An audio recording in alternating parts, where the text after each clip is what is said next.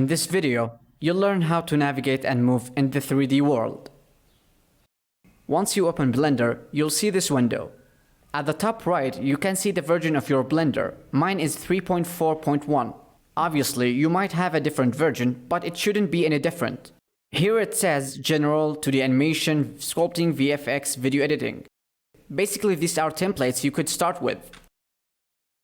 With 2D animation, you can make 2D animation. Sculpting template to sculpt, visual effects aka VFX, video editing to edit videos. Anyways, I always recommend to use the general template since you can do everything with it. The recent file section is for files that have been opened recently. It'll be empty if you're new to Blender though. But if you save your projects and open Blender next time, you'll be able to quickly access them here. Instead of going to the file menu and waste time, recent file section is much faster. Pick general. This window area is called 3D view, which you will use to view the 3D scene. To move around, you can use this to rotate around. It says rotate. Actually, it says drag to rotate the view. So as you can see, I can rotate around by using this tool. And to zoom in and out, use the magnifying glass tool. Similar to Photoshop. The hand tool moves you up and down, right and left, just like Photoshop. Some people call this movement pan.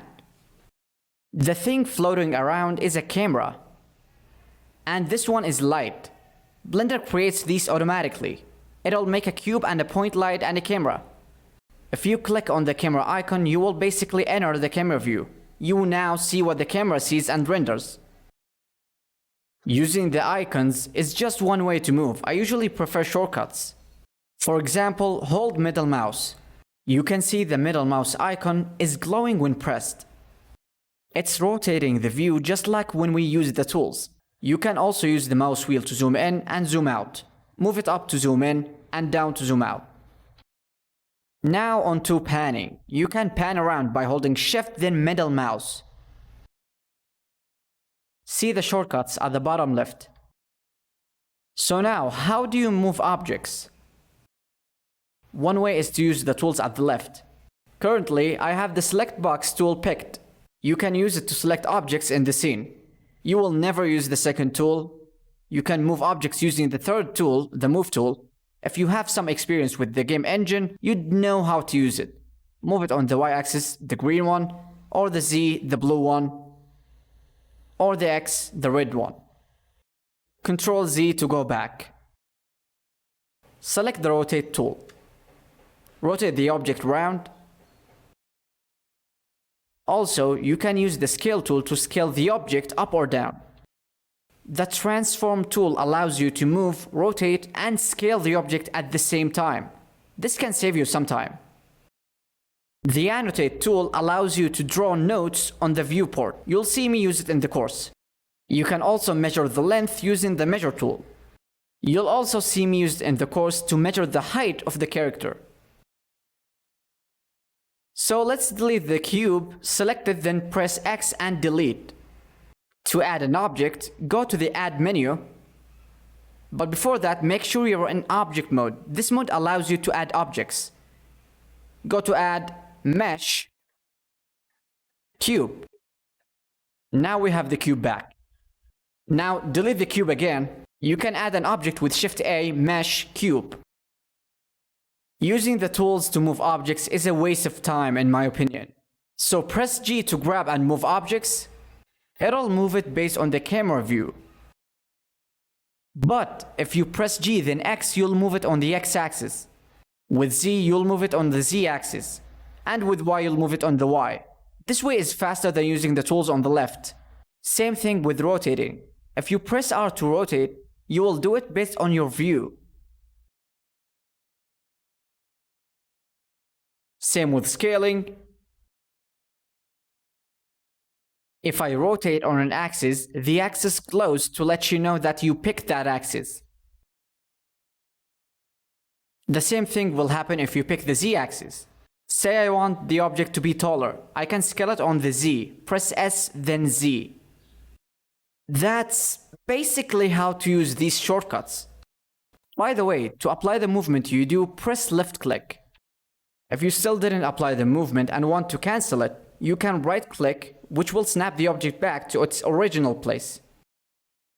And that's it for movement. Moving on to the outliner. The top right is called outliner, which is basically the same as layers in Photoshop, but with objects. In Photoshop, a group is called a folder. In Blender, a group is a collection. When I selected the camera from the outliner, it also got selected in the 3D view. The 3D view and the outliner are connected. And if you want to hide an object, click on the eye icon. Toggle it and you'll switch it back. Alternatively, press H in the 3D view to hide the object. Now it's hidden. Hide this too. You can unhide objects in the outliner or by using the shortcut Alt-H. So always try to organize your project and make use of collections. To create a collection, hit this icon.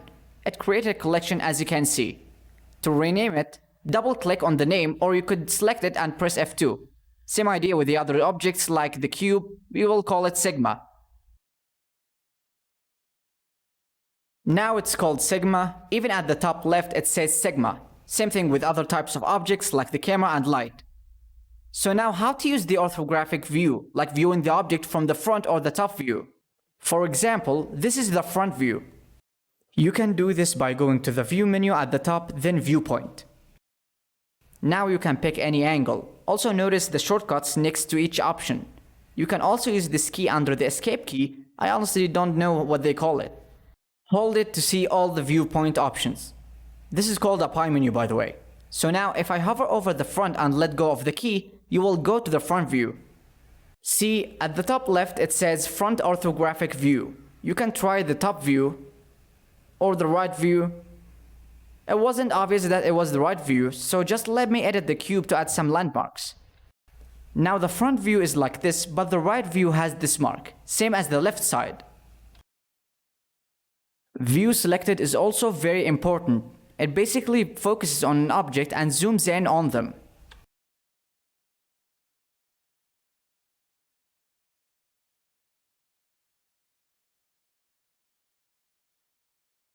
View selected also helps when you want to rotate around an object. We're currently rotating around the light, but what if I want to rotate around the cube? It's not working properly, as you can see.